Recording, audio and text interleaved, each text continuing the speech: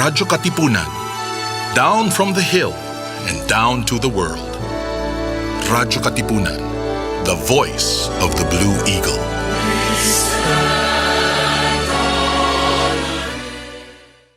Radyo, radyo, radyo, radyo, radyo, radyo, radyo, katipunan. Radyo, katipunan. Radyo, katipunan. Radyo, radyo, radyo, katipunan. Radyo, katipunan. The voice of the Blue Eagle, kami di mapipigil sa pagbabalitang tumpak at tama.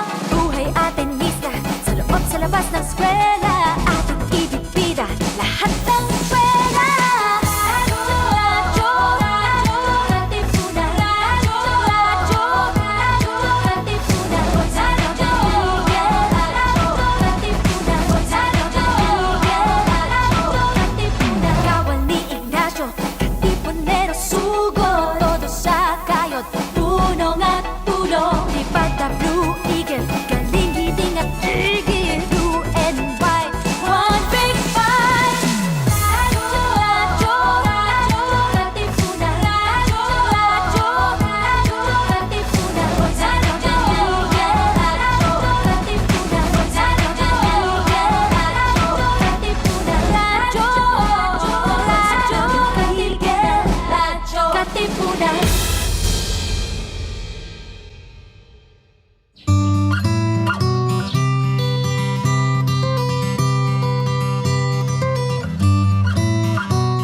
Let us understand mental health and explore how we can take care of our emotional, psychological, and social well-being. Welcome to your weekly slice of mental health tips and tidbits with Pat and B, here on MindEd. Sa'yo sumisilong kapag ang puso ko'y pagod. All right, thank you. Welcome, friends. Welcome to MindEd, your weekly slice of mental health tips and tidbits. My name is B. I am just a letter. Hello, and my name is Pat. Hi, welcome to MindEd. Were we on last week? Yes, we were. Right? Yes, we were. Yeah. Yeah. What did we do last week? No, you were. I was not here. We commemorated right. World Suicide Prevention Day. Yeah. Kumusta yun? Kwento. It was fun. We had the usual RK hosts who joined us. The usual group, except for Cholo. Cholo was absent then. But yeah, we had Max, and it was Austin's first time in the show. Austin of New Wave. Yeah, so okay naman. It was light. We talked about life. We celebrated life. Amen. So that was fun. Yan. But anyway, where were you? No, ako. Bakit nga ba? No, it was my anniversary. My wedding anniversary with Chai. It's our second, and in a way, that's me celebrating life also. Well, in that sense, married life. No, we had fun that day. I took a half day off, and we spent the rest of the day just really bonding and over things that we enjoyed together or shared in common. But apart from that, apart from last week's show, B, how have you been? It's been a couple of weeks since we last saw each other and spoke. Couple of weeks. Well, not spoke, but yeah. Wala namang bago actually. It's just the same. Okay. Yeah, wala masyado. Oh yeah, I did kumbaga try to learn a new sequence sa yoga. Not really learn, but more practice. So what I did was I incorporated some parang poses or sequences, and then mas nagfo-focus siya sa balance. Yeah. Nice. So balance and mental focus. Tapos nun, pinasok ko siya dun sa usual sequence ko. Yeah. So I'm kind of memorizing it. Kasi yung usual, medyo muscle memory na lang yan eh. So may rhythm, may beat, may whatever. Ganun. But now, kumbaga, there's something different. Tapos hindi ko siya siningit like as one chunk and then seeing it Mhm. in sa sequence. It's more Yeah. like small chunks of it. Tapos Yeah. pinasa ko kung saan siya mag-flow, like how it would go naturally, ganyan, Yeah. and how my body responds to it. So it's a work in progress. Yeah. Kasi medyo binabago ko siya na parang what if ilipat ko dito. Anyway, hindi na ako magde-demo about it. Sure. But Pwede but naman. but Sample it's slide. no, Joke no, lang. it's gonna be a different stream. But yeah, Yeah. so yeah, I'm actually happy about it. Kasi normally I would do the practice for almost an hour, maybe an hour. And then now, without taking my time, nasa ano ko, I think 90 minutes Nice.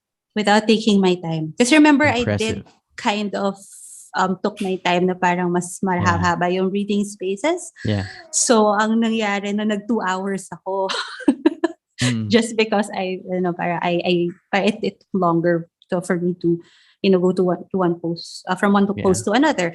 But then nabore talaga ako. Ayoko talaga hold. I mean, Yeah. okay lang naman if the post is meant to be hold, pero parang to be held pala. Pero Yeah.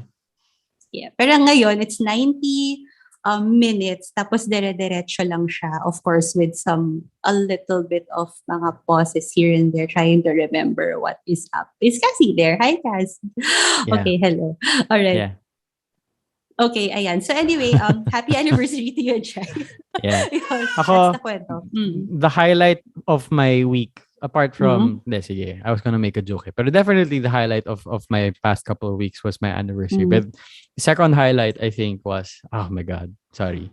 My mom's not watching naman, so mag-rant lang ako konti. There was one day, there was one day over the past couple of weeks where my mom was calling in the middle of lunch. Parang ako, wait, what's happening? I'm so binessage ko siya, like I'm having lunch, and she's like, so she stopped calling, and then my sister called, and I was like, why are you guys calling? Like, stop calling, I'm eating. And it's like, she says, mom says to call her, and I'm like, okay, what's this about?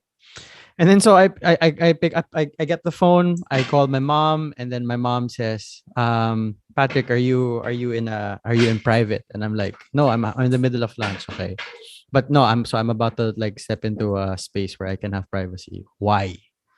And then she's like, okay, I just have to tell you this, but I saw the picture. I saw a picture of you, and you look so unhealthy. Ganyan. Para ko, what?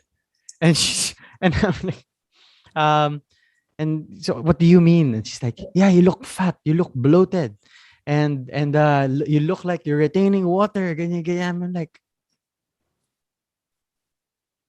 How do you respond to that? and I'm like, oh my God, seriously, call me. And I actually told her this, like, directly.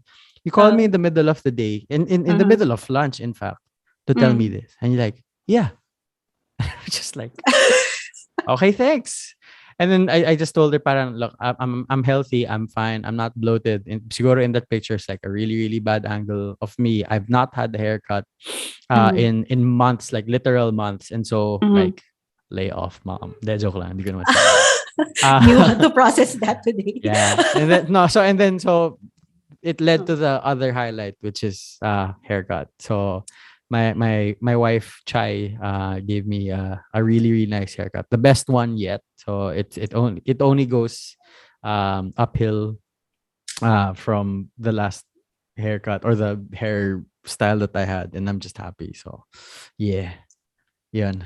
Take that, mom. No, I'm kidding. No, I love my mom, guys. Joke lang yan. We love our moms, but yeah. Yeah. But I mean, I guess one of the reasons I shared that is just for a while I got so frustrated with my hair, and I felt like I was stuck. Lol, segue lang talaga yan. It is your segue, I just yeah. really needed to find like a proper segue into the segment. And Pero you chose sige the nga. haircut. Yeah. Yes, the haircut. Bakit nga ba? Why are we talking about stuckness today? Because I think we're all stuck. So, That's true. I mean, Not alive. Not alive. We've been here for what? More than a year already. But more than that, I think it's a general like emotion or feeling or state of being that we experience even outside of the pandemic or even in other context, sa ibang aspeto ng buhay natin. I mean, I guess it's also a personal hugot this time for me because I've been doing a lot of writing projects now, and hindi ko talaga maiwasan yung mga moments na parang feeling ko talaga may writer's block ako, and that is also a feeling of being stuck, right? So I mean, it doesn't come, it did not kumbaga parang just arrive because of the pandemic in our lives. So I think yun, and then kaya ko siya nilatag, I think, this week because it was like the general emotion that I was feeling. So might as well use the show. Blah, I guess, of everybody that we've been I feeling. know, And we therefore, had that episode, yeah. the blah. So yeah.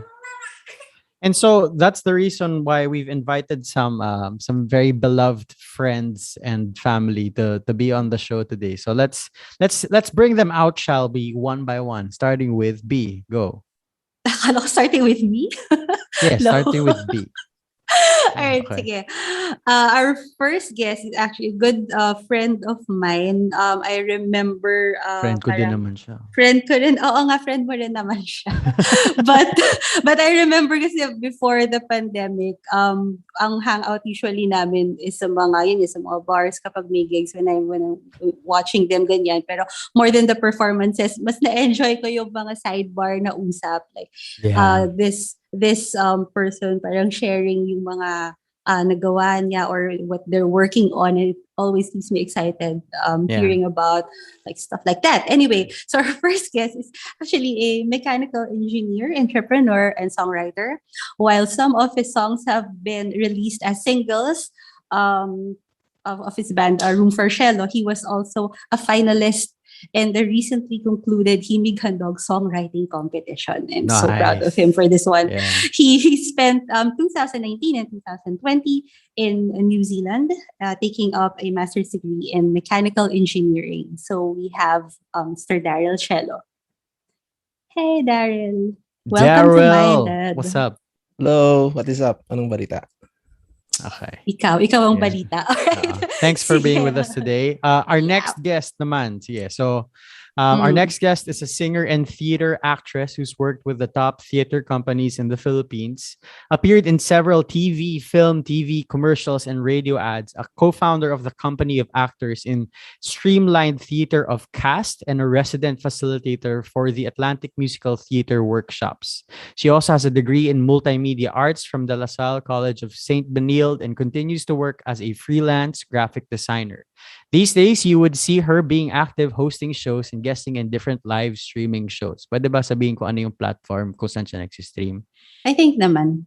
Sige. She streams on Kumu. Sarah Facuri, welcome. Hello, everybody. Good evening. Hello. Thanks for having me, guys. Hello. Kamusta? Hello. And last but definitely not the least, and I have to say this because magagets niyo naman kung bakit, but the most beautiful woman in my life, the mother of my child, but also a professional financial coach and leader of ano ba pwede ko pang sabihin about you? She's also a worship leader. She's a wonderful, beautiful woman. She's a super good cook and she likes to clean. Let's say hello to my wife, Chai Santiago Gamo. Hello. Hello, everyone. Hi, Chai. You have to speak louder. And Cassie. Ayan. Can you hear us? Is she audible? Yes, we can. Nice. Okay. Maybe make your chair taller. Yes. Ayan. This is a live setup happening. There we go. Hey. Yeah. Hello. Hi, Chai. Welcome. Hi, me. Okay, Hi, so Sarah and Daryl. Hello, Yeah. nice to meet you. so she's not Hello. imaginary. I was just joking. Yeah. Okay. Sige. So Hey. what's our first thing? So again, B was mentioning about how, we've all been feeling pretty stuck. And I guess the first question is, have you ever, for all three of you,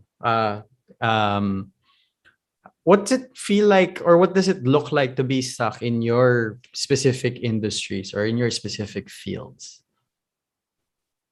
Start with anybody. Sige, ako na mag-uumpisa. G. All right. Okay. So I'm a theater actor, but I'm also a graphic designer. So I do a lot of freelance work. So it's very different on both fields. Kasi kapag right now we're stuck not performing as theater actors. We cannot go to the place where we feel safe and where we can express so much. So parang with that energy kind of like stopped, where do we place it, right? So I think that's what's weighing us down during this time. But as a graphic designer, there are maybe work na pumapasok syempre, but at the same time, because of what's happening externally as an artist, it's hard to also get inspiration from somewhere. So sometimes, magkikreate ka, tapos parang, ay, hindi okay. Tapos nakailang revision ka na, nakailang drafts ka na, walang umo-okay. So I think dun ako nasa stuck in that sense. So yeah, very different. Being physically stuck in a place because we cannot go and move and perform where we want to be, and feeling the energy from other people. We were missing that. And on the graphic design side of it all, just, yun naman, mental and creatively ka stuck. So yun, it's para akong dalawang taong medyo may ganito, may second layer, bakang gano'n. Yeah. So I think the short of it all, yun. That's how that Thanks, feeling Sarah. of being stuck is. Yeah. Thank you, Sarah. Sige, How about bago you, ka Daryl? mag-react, Daryl muna. Oo, syempre. Pwede ka rin naman mag-react muna. Tapos, Hindi, sige. Okay lang. Ako muna. Sige lang. Dede, go ahead. feeling stuck.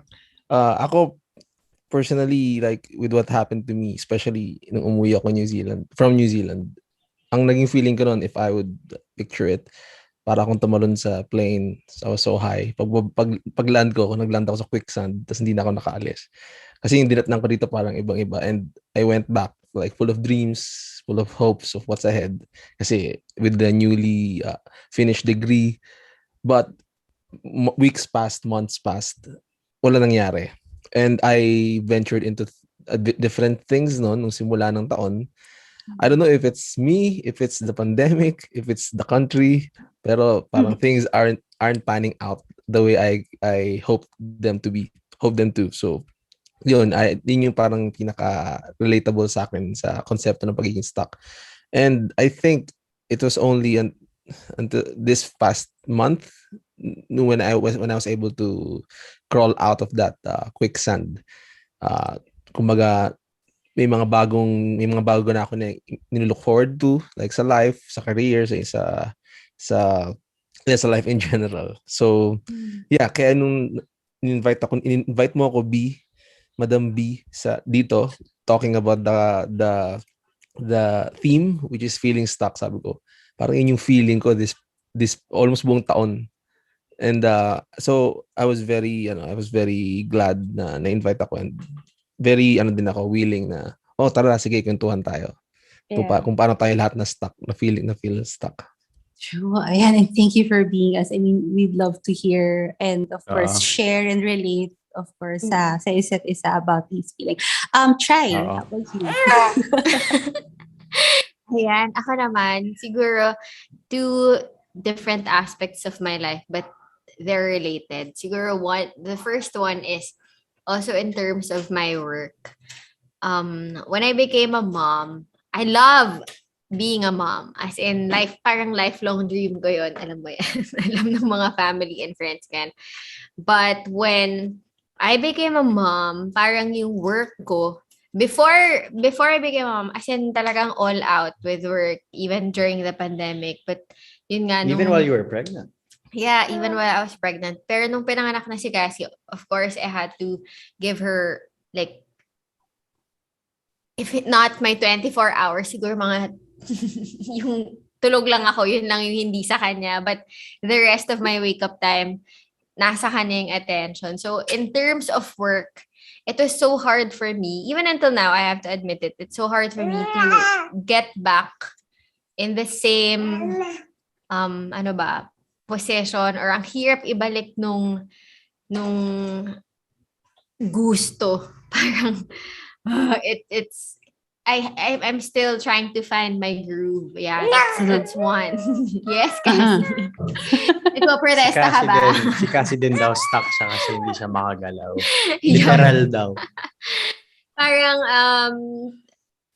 siguro, in a way, I don't regret being a mom, but in a way, ang hirap i-embrace fully that I'm in a completely different season. Parang may slowdown talaga pagdating dun sa work. And then the second area is wala na akong oras pero ang dami ko pang gustong gawin in life. So I actually applied for a master's degree.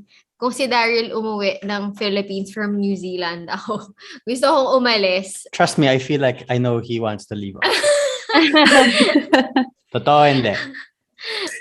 So yun, I applied for a master's degree. Okay na, I got accepted or I got an offer already from the school that I want. But we can't leave. Tapos parang lahat ng plans namin, it's on hold. Kasi naka-lockdown yung Australia. They don't accept students or even tourists. So parang kami, paano? Yeah, I think that's the general feeling of being stuck. Like you have all of this energy with Correct. you and sanay ka dun sa pace ng buhay mo eh. And you kind of have your plans lined up already. And then all of a sudden, okay, uncertainty. Yeah. Okay, where do I put the energy? Correct. Or what do I do with Yep. it, di ba? Para kang tumatakbo, tapos biglang merong wall na nandyan, tapos humampas ka bigla, tapos okay, what do I do now? Exactly. That's how it feels. Parang we had our plans, we're running for something, and then suddenly complete halt. And then what do we do with that now? So yeah. Exactly. Especially if you have your plans na. Tapos parang, okay, alam mo na yung gagawin mo. Alam mo na yung, kumbaga, every step you want to take. You can predict already possibilities and probabilities. Pero biglang hindi ka handa kasi biglang may unexpected thing. And then, like, what do you do with it? Or what do you do with yourselves? And I think that's, that gives me, or that leads us to my next question. What then did you do when you had that kind of like, okay, we're now feeling stuck. And then what? So how did you respond to it? What did you do then? Sabi ni Daryl, parang last month lang yata siya nag-gano'n. So, interesado ako. Daryl, sure. Okay, what did I do? Actually, parang it's embarrassing to think na almost more than half a year, I let myself feel stuck. And by feeling stuck, talagang literal na stuck. Even being unproductive, natutulog lang sa hapon, mga ganong galawan. Tapos really feeling unmotivated talaga. Like, things I've never felt before. Na parang, shucks, but ganito yung feeling. Parang wala na akong will gumawa na kahit ano. Kasi marami na akong plans nung start ng taon na hindi nag-pan out. So, in my case, especially being a Christian, and I think marami rin makaka-relate na parang ang hirap ng ganung feeling. Kasi parang, Lord, dapat di ko nararamdaman to. Pero nararamdaman ko. So, paano na? So, yeah, I think it's about holding on talaga. Medyo cheesy. Pero kailangan talaga. Wala akong magagawa eh. Kumbaga sa quicksand, pag masasubmerge ka 100% pag talaga hinayaan mo. So, what I did was I tried to learn as many things as I can. I tried learning new things. Like, for example, nag-aral ako like trading, yung mga stocks and crypto.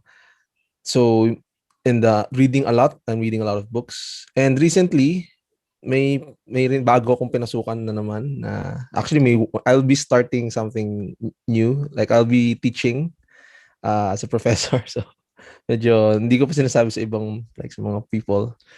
Larang atin lang muna ako live pero live talk eh para di na may career Yeah. reveal. Yeah. Pero magturo ako na sa UP. So I got accepted which I'm very grateful for. Congratulations. Yeah, thank you. So That's amazing. in a way nakatulong din talaga na may degree. Pero don't get me wrong, ako kasi hindi ako academic person. I'm not really academic.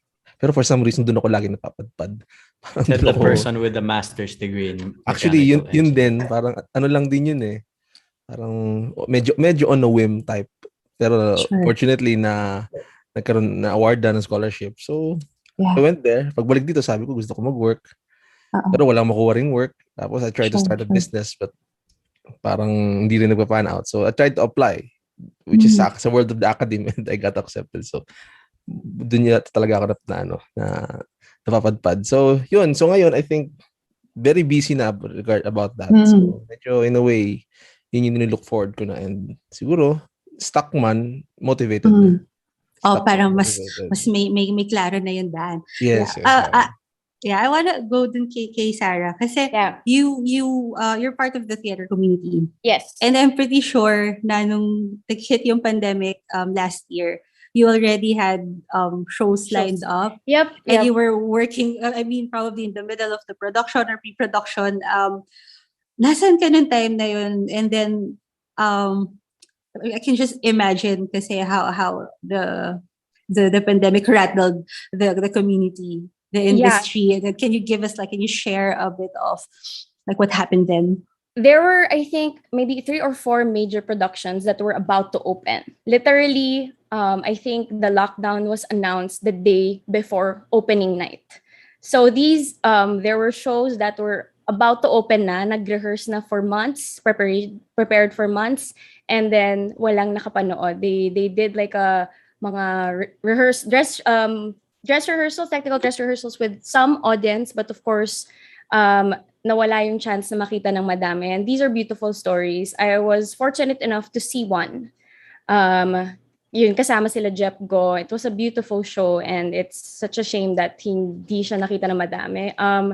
So, yun, it was that. And then I remember the night before that was the supposed opening night. And I had a small gathering with some of my theater friends. We had that dinner, and parang, I don't know, I think parang we just ate our feelings that night. Kasi grabe yung alam mo yun, yung sakit na nakita ko sa performances kasi nila, na parang how heartbroken they were about not being able to share this beautiful story.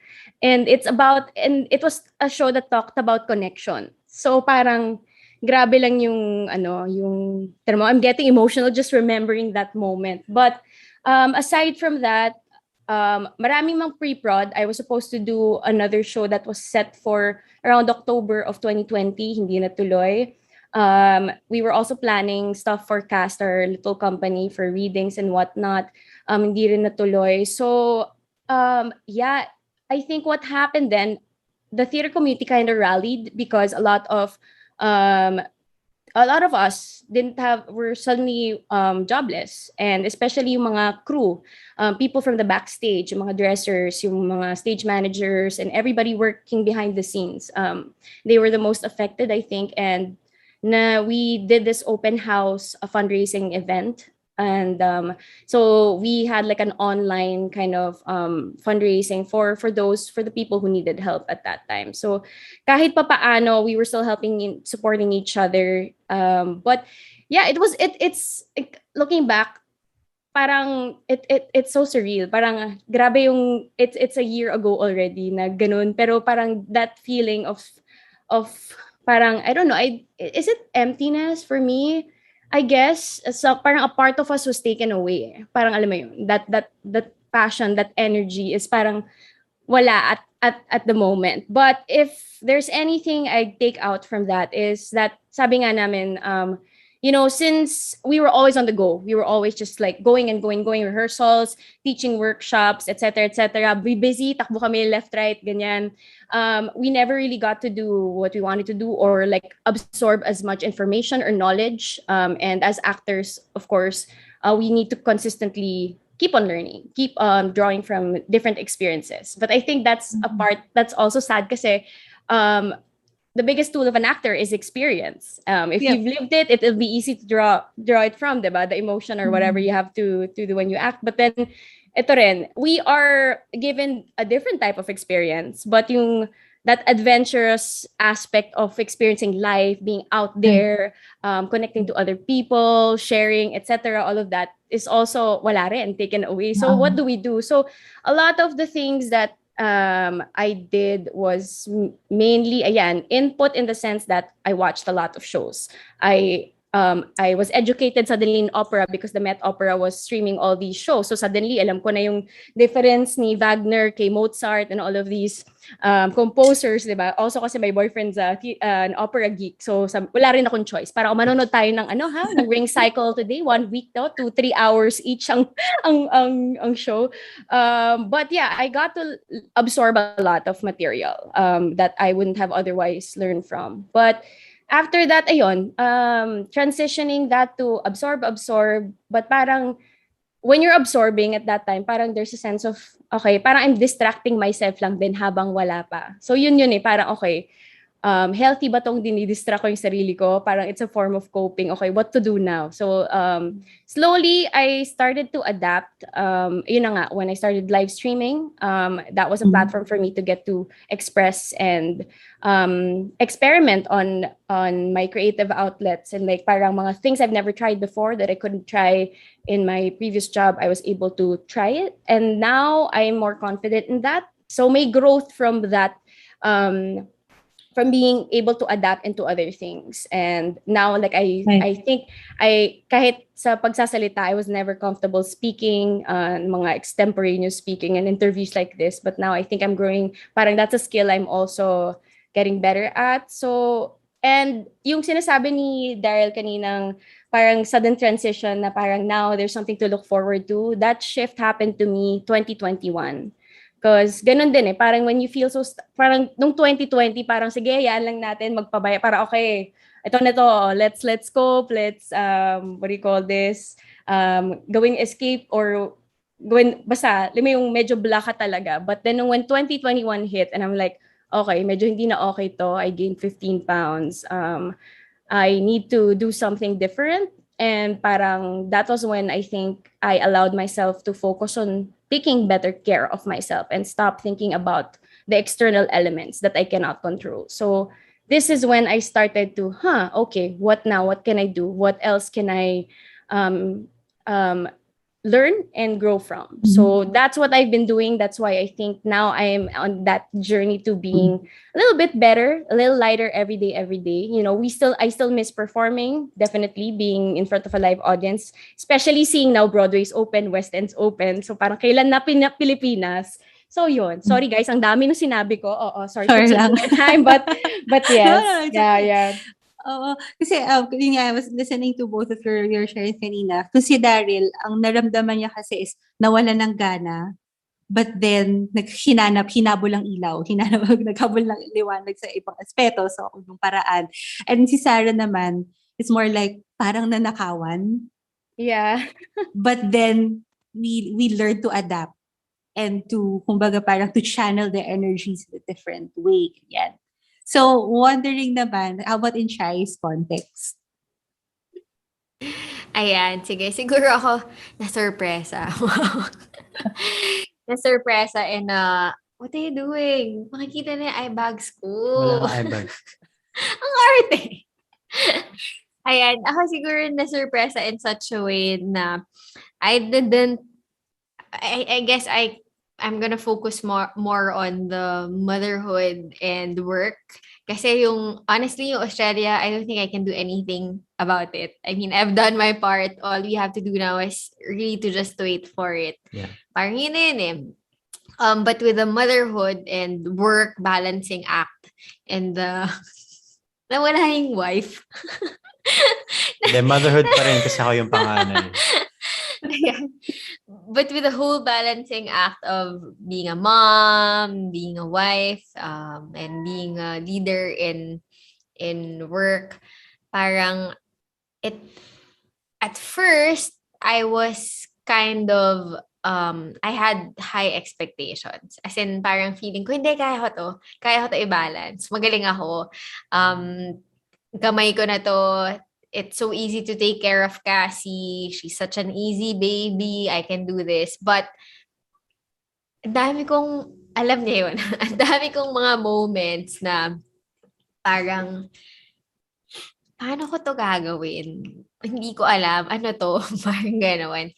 And noon, ginagamit kong excuse yung ang hirap maging mommy. It's a whole new different season. It's really, it's completely new to me, and it's a different transition. Hindi siya parang estudyante na gumraduate, nagkatrabaho. Hindi siya yung ganun eh. Parang from being just the two of you and then you get to take care of a child. It's completely different. So, ang hirap. But what helped me was to just, number one, really take it one day at a time and stop being too hard on myself. I guess, yun yung mahirap na na-mention niyo rin kanina, diba, na when you're so used to high performance, yung ra-ra-ra, dami mong energy, feeling mo, kaya ko to lahat. Pero hindi, ang overwhelming. So, Patrick would always remind me, just take it one day at a time. And parang, ano ba yung mga priorities mo talaga in life? Then maybe you shouldn't set too much expectations. Kasi parang pag masyadong mataas expectation, mas na-overwhelm, mas nasa-stuck yung feeling. So ngayon, little by little, I'm trying to get back on my feet. I started morning huddles with my team. I started becoming more intentional with my playtime with Cassie. Dati kasi nakakakonsensya, no? Parang matulog ko na lang mabilis kasi kailangan ko na magtrabaho. So, parang nakakalimutan ko na, shucks, I have to be mindful, be in the moment, and enjoy this kasi lilipas lang to. And yun, parang take everything one day at a time and embrace. I think yun yung biggest learning ko very, very recently, like maybe 2 or 3 weeks ago.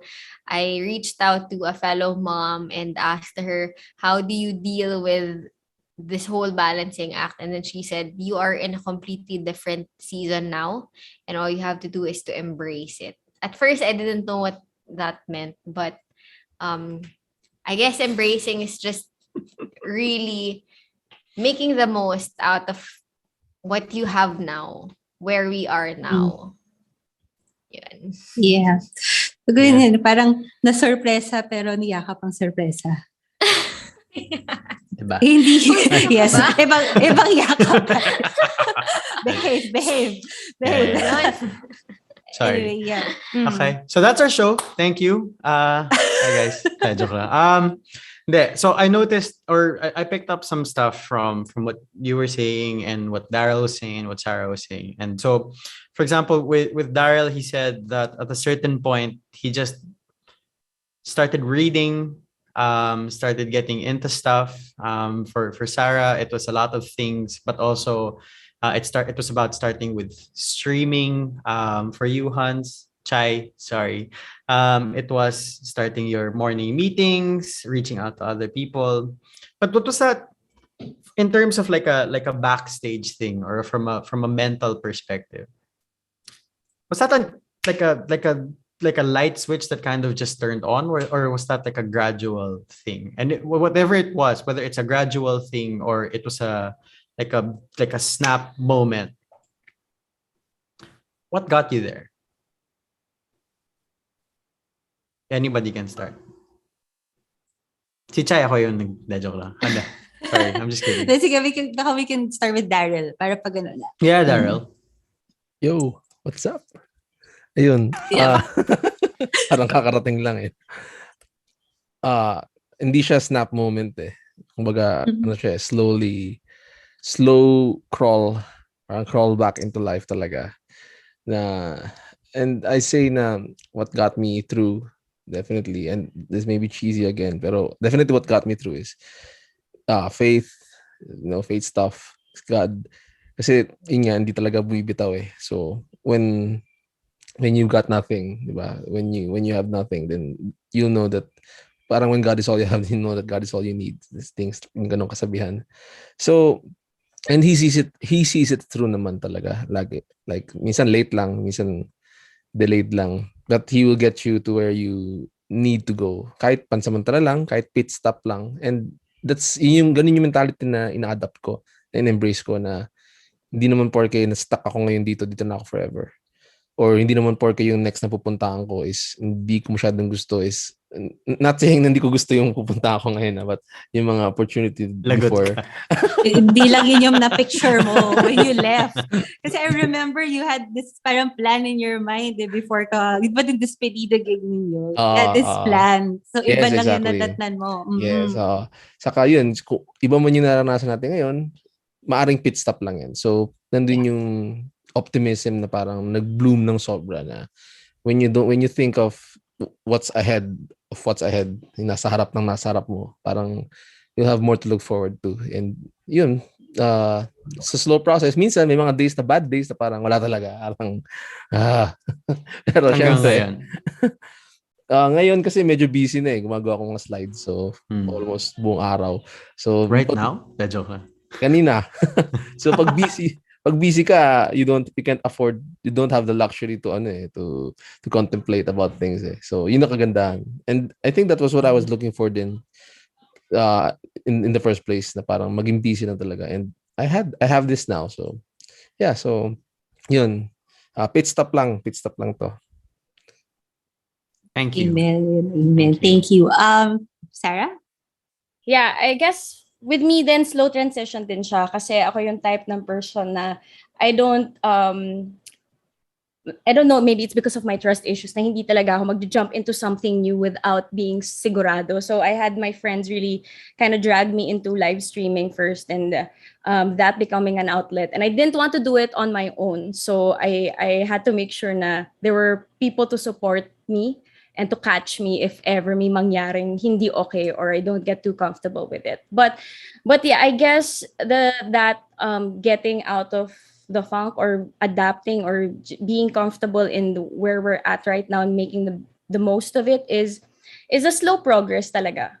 Even now, there was a major switch that happened again during January nga ng 2021 na parang enough na to, okay, parang focus na lang on what you can do, or the good that you can do despite all the external elements, all the negative news that we hear. So parang focus on what you can control and how you feel about that. So that was when the shift, that snap moment happened for me. But in terms of acceptance and, trying to understand this new situation where I'm in, it was very, very slow. It was gradual and parang trying different things to the point na, I don't know, dito atan lumalabas yung pagka-multimedia artist ko at multitasker ko na I like, okay, today I'm gonna redecorate my room, pinarenovate ko yung kwarto ko. Tomorrow, okay, let me try drawing something, ganyan. So every day was like a different experiment for me just to find that, I don't know, to find solace into something and trying to create na even if wala, may araw na, sige,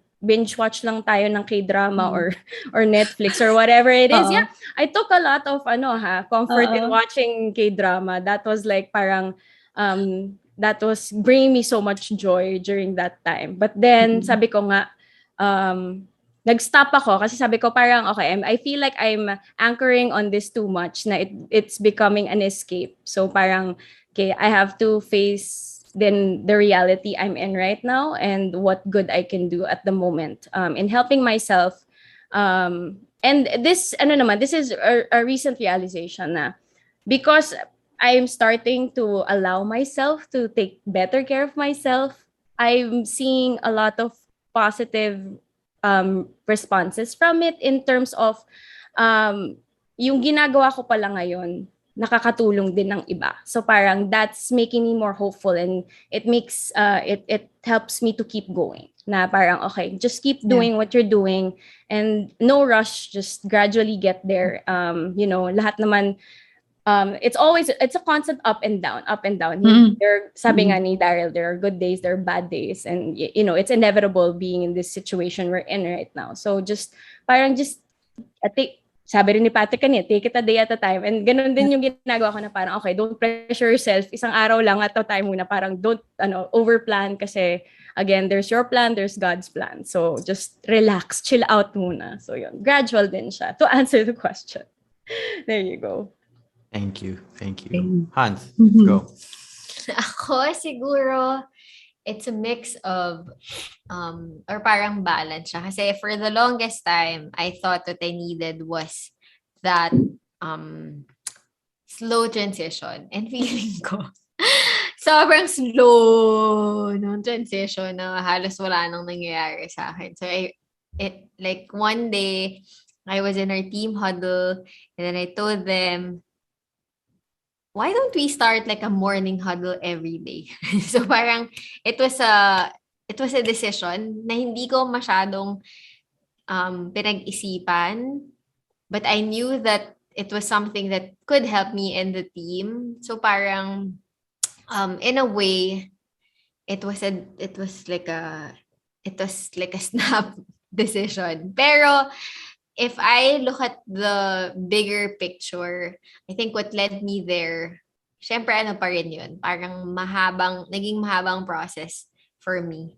Parang it technically hindi siya like one day nagising na lang ako gawin natin to. Parang madaming circumstances that led me to come up with that decision. Okay. Nice.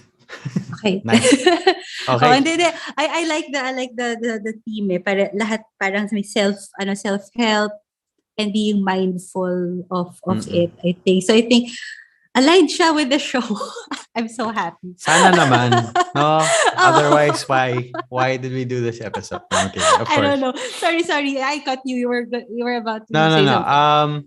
Before I've come up with this nice synthesis, from everything that we've learned from Daryl, from Sarah, from Chai. Pero quick yes or no question to each of you. Are there still until today? I know Daryl said that it he's busy and all of that stuff, but just a quick yes or no. Are there still days, or have there been days over the past, even just the past week, where it was hard to just get up, or that you still kind of felt that little bit of stuckness? Daryl, yes or no? This past week, thankfully wala. Okay, but have there been, after you made the decision to apply and to get into stuff and to start reading, have there been hard days since? Meron, pero kumbaga parang simmered Waning. down na. Yeah, Sure. yeah, waning na. Thank Unlike you. before, yeah. Yeah, Sarah. Meron, wala. Wala rin, in fairness naman. But yun lang, sabi ko nga, because I think I'm happy where I'm at, ayoko rin naman maging stuck na, kontento na ako dito na hindi na ako makakabalik sa totoo kong, that's I think that's yun naman yung worry ko. But right now, no bad days so far. I'm just doing what I can. Yeah. Hans? Me, in the past week, wala. Maybe, if isasama natin yung past month, meron. Okay. But Realistically ever since you made the speaking. decision to do stuff, have there been hard days since? Wala yung parang, Not as difficult as... yeah. Yep. I think Okay. I could relate with Daryl and Sarah. I think you know that. Nagfi-fish lang ako. Medyo ka. No, but ultimately, what I think, so synthesis. Ultimately, what it is really is that, or what we hope that all of the listeners are taking away from listening to us ramble on for the past 45 or so minutes is that it's normal. To feel stuck it's not a unique thing, or it's not because something is wrong with you. It really just happens. Everybody, tulad ng sabi ni Daryl, everybody experiences those road bumps, those pit stops, and just because you feel stuck doesn't mean that you did something necessarily wrong. Sometimes the world just is not on your side, but it's not about just waiting, and the waiting is going to get you out. Of course, there's the hand of God definitely that's going to be moving stuff around outside of you, or external to you, but it's also about just doing. Daryl picked up a book. Sarah started thinking about, okay, I like to sing. I'm good at singing. Chai decided, I just need to do stuff. I just need to get moving. And it's really just that, ultimately just that. Sometimes the feeling comes first and then you decide to do, but sometimes you just decide to do regardless of the feeling. And that's what it boils down to, is doing. Yeah. So, mic drop. Bye. Na joke lang. Yay! Alright, siguro before we ask for parting words from our friends tonight, my takeaway in this episode is that yes, there is the feeling of being stuck, but sometimes it's not really being stuck. It's just probably a pause or a slowdown na mukha lang siyang stuck. And when you hit that wall, you're not really stuck kasi you can take a step back and then turn. Find another way and take your time while you're doing it. So that's my takeaway for tonight. Yes. Okay. Let's probably ask for parting words from our guests before we send them off. Siguro, I mean, hindi lessons, plug nyo na lang. Joke lang. Of course, lessons. And then we can do lessons the plug. muna, and then we can do the plug. Yeah. But yeah, okay. Any parting words from our friends? So I guess ako yung uling una, no? Pwede naman hindi. Okay lang. Oh, ikaw, go. So words of wisdom pala ang kailangan. Well, I guess first, definitely acknowledge what you feel na okay lang yan, and marami rin nakakaramdam yan, so it's normal. There's nothing wrong with you. And okay lang magpahinga, okay lang tumambay kung nasaan ka, but huwag kang susuko. However you understand that, huwag kang susuko. And yeah, I think in these times, talaga dito mo pinakakailanganin na may kinakapitan ka, something that will define your center. In my case, it's the Lord, it's God, and I believe it para sa lahat, yun din. But yeah, that's what I'm trying to say is maganda may kinakapitan ka where you're anchored into something na para hindi ka anurin ng, kasi yun yung ironic sa pagiging stuck eh. Stuck by definition is you're not moving, but what you feel is parang inaanod ka somewhere in a dark place. So yeah, dapat may kinakapitan ka. And ang darating na umaga ay maliwanag. May linyang gano'n hindi ko maalala exactly. Pero parang gano'n. Kanta ba yan? Kanta na yan. Umaga Kanta na darating. yan. Something. Around that neighborhood. Thank you, Daryl. All right. Thanks, Daryl. Sarah? With me, these are words I really live by, and it helped me more so during this time. It's understand, accept, so you can adjust and adapt to any situation. So that acknowledgement is necessary to what's happening. We can't change what already happened. So parang intindihin na lang natin na ganun yung nangyari. Tapos, okay, what do I do now? Okay, wala tayong magagawa. Kailangan nating tanggapin na ganito yung sitwasyon. And how do we move from that? Paano tayo gagalaw? It's up to you. Kung mag-decide kang, dito muna ako magpapahinga ako, then fine. What can I do with my energy so I can redirect it somewhere useful? It's up to you at the end of the day. But that acknowledgement to understand what's going on and accept the fact that it's happening is, I think, necessary. At least that's what I've been learning the past couple of years. But also this whole pandemic lockdown situation really made me learn that, because I'm the type of person that I love to help people. I love to take care of people. I just have that much love to give, I guess, to the point na nakakalimutan ko yung sarili ko. So now that the external factors are not present, I guess, they're not like within reach, I had no choice but to focus on myself and to go internal, because I forgot about that. I forgot about what I wanted to do, all the stuff that I needed pala, alam mo yon. So take the time to look inward and, I guess, spend time with yourself and create that safe space even if you're at home, because we may live in a house but you may not have your safe space. So I wish for everyone to have that peace, kahit like 1 hour a day, just to have that moment for yourself, because we're so overwhelmed now with everything that's happening. I hope that you find that peace within you and unti-unti find that healing and happiness. Again, for me, it was a gradual thing that happened. So hindi ko rin inakala, hindi ko rin naman din in-expect, but parang sabi ko, dito ko muna ipupuna yung enerhiya ko habang nandito tayo. So, yeah, take it a day at a time and just do what you need to do and feel what you gotta feel, but don't forget about yourself at the end of it all. Yeah. Amen. That's it. Amen. Thank you, guys. Amen. Thank you. Amen. Thank you, Sarah. Chai? Ayan. Sige ako, last or parting words. Last words. What's gonna happen? I'm gonna share something that I recently learned lang rin because of our morning huddles. I call it my 5 Ps. Parang, this has been helpful for me. The 5 Ps are pray, plan, push, pause, and play. Pray as in, of course, I believe that we have to center everything talaga with God, in God, diba? And ako naniniwala ako that wherever we are, if you feel stuck, God will meet you wherever you are. Alam mo yan, B?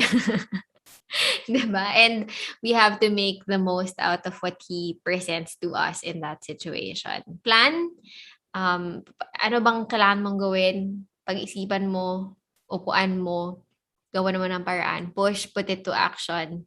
Pause so that you can take the time to reflect and assess what works, what doesn't. And of course, don't forget to play. Diba? Enjoy lang rin. Parang take the time to have fun. Para hindi naman ra-ra-ra lang ng ra-ra-ra. Kasi minsan, yun din yung problem, di ba, na we get overwhelmed and then eventually we get tired na wala na tayong nagagawa. Yeah. Yun, 5 Ps. And the 6 P is Patrick. Joke lang. Okay. Kakainis. Kailangan talaga may ganon. Syempre. No, okay, fine. You're the yeah. husband. I Fine. am. That's true. Where can we reach out? So you all individually, apart from being guests on the show, you all have individual things, endeavors that a lot of people can support. So where can we find you, Chai? I'm on Facebook, YouTube, Instagram. What services do you provide? Financial coaching. You can look for me. It's ano ang pangalan ko? Financial Coach Chai. One word, no space. Financial Coach Chai. Yeah. Tara, where can we find you? What's your Kumu channel? Yes, my Kumu channel is Sarah Facuri. I'm also on TikTok, like Instagram. If you need mga commission like for graphic design, also you can message me on my social media. Usap na lang tayo. But yes, I stream every day on Kumu. Nice. So please follow me there. Every day, iba-ibang genre. So I hope you can drop by one of these days and check us. For sure. Ano yung tonight, Sarah? Tonight is rock alternative. So if Nice. if you're a fan of music from 90s to early 2000s, pero we go till like 70s, 60s minsan. So hanggang present. Wow. So yeah. Open mic That's din my siya. So jam. people can come up and sing. So tara, let's have fun. Okay. Daryl. So do we have to enroll in UP now just to see you or meron ka abang ibang social media? Atin lang yan. Secret muna. Ay, sorry. Oo nga pala. Secret muna sa ano. So, you can follow me. Actually, maraming entities. Like, for my band, you can follow us at Room for Cielo. So, we're on IG, Facebook, YouTube, Spotify. I do personal vlogs as well. Vlog for Cielo naman. So in-exploit ko na yung for Cielo na. For Cielo na brand. Yes, so yung brand. So vlog for Cielo naman yan. So nandun yung mga anime covers ko and kung ano-ano. And also follow my business page nung business ko na food delivery platform that I will launch. Basky. Basky. Basky. So yeah. Thank you guys. Yay. Final Thank you. shout-ups. Ingay daw Yeah, ni Maxine eh. I guess. Ang ingay nga ni Maxine sa comment section. Pero andyan din sila Tita Kat, sila Lester. I'm not sure if Kirk is watching, our friend. But yeah, I'm sure he is. Hi, Kirk. Yeah. And I guess for announcements, I don't think we have anything major now. Just continue following us and watch out for. I think we're launching new shows this month, our anniversary month. And just continue to subscribe to our page and follow the shows. Also support other shows. Yeah, that's it. Patrick, anything you want to plug? This has been MindEd, your weekly slice of mental health tips and tidbits. My name is Pat. This is Chai. You've seen Daryl and Sarah and B is still a letter. Thanks for being with us. Thank you, guys. we'll see you guys next week. We'll see you Handa next kayo week. kasi isa-isayan namin kayo over the next few episodes. See you guys. Actually, Bye. Thank you. Thank you for having us. We have to We have to do this. thing. Yeah. I don't know.